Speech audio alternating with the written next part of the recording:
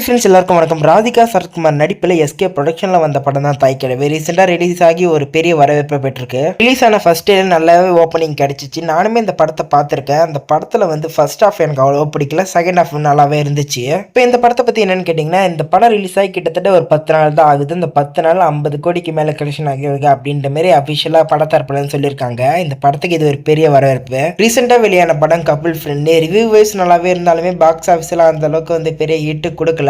இந்த படத்தை வந்து என்னன்னு கேட்டிங்கன்னா, இந்த படம் வந்து ஓடிடியில் வரவேக்கு ரிலீஸ் ஆகும் அப்படின்ற மாரி ஒரு தகவல் வந்திருக்கு.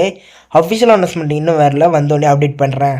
நெக்ஸ்ட் தளபதி விஜய் நடிப்பில் வினோத் இயக்கத்தில் உருவாகியுள்ள ஜனநாயகன். இந்த படம் வந்து ஜனவரி 9 ரிலீஸ் ஆக வேண்டிய படம் இப்போ வந்து இன்றைக்கி மார்ச் 9, ஆனால் இன்னுமே ரிலீஸ் பண்ணாதான் இருக்காங்க. இந்த படத்தில் லேட்டஸ்ட்டு தகவல்னு கேட்டிங்கனாக்கா, இந்த படத்தை வந்து இன்னைக்கு வந்து சென்சார் போர்டு வந்து பார்த்து ஒரு 10 நாளில் சென்சார் கொடுத்து மார்ச் 19 ரிலீஸ் ஆக வாய்ப்பு இருக்குது அப்படின்ற மாதிரி தான் ஏற்கனவே தகவல்.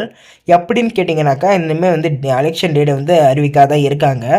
எலெக்ஷன் டேட்டுமே வந்து இந்த மாதம் லாஸ்ட்டில் தான் அறிவிக்க போகிறாங்க அப்படின்ற மாதிரி சொல்லியிருக்காங்க. அப்படி பார்த்தாங்க இந்த படம் மார்ச் 19 ரிலீஸ் ஆகிறதுக்கு நிறைய வாய்ப்பு இருக்குது அப்படின்ற மாரி நம்ம சொல்லியிருந்தோம்.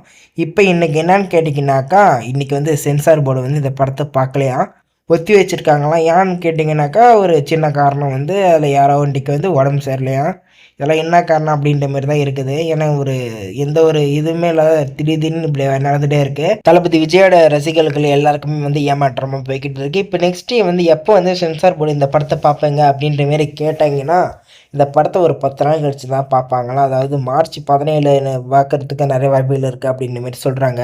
அப்போ இந்த படம் ரிலீஸ் ஆகுமான்னு கேட்டிங்கன்னா, பிஃபோர் எலெக்ஷன் ஆகிறதுக்கு வாய்ப்புகள் இல்லை. ஏற்கனவே வாய்ப்புகள் இல்லைன்ற மாதிரி தான் நியூஸ் போய்கிட்டு இருந்துச்சு. இருந்தாலுமே எலெக்ஷன் டேட்டு சொல்லாததுனால இன்றைக்கி வந்து சென்சார் போர்டு பார்த்து தீர்ப்பு கொடுத்துட்டாங்கனாக்கா அந்த படம் வந்து ரிலீஸ் ஆக வாய்ப்பு இருக்குது அப்படின்ற மாதிரி சொல்லியிருந்தோம். ஆனால் இப்போ தள்ளி போனதுனால வாய்ப்புகள் இல்லை. வெயிட் பண்ணி பார்ப்போம். வீடியோ பற்றி லைக் பண்ணுங்கள், ஷேர் பண்ணுங்கள், சப்ஸ்கிரைப் பண்ணுங்கள். Bye friends.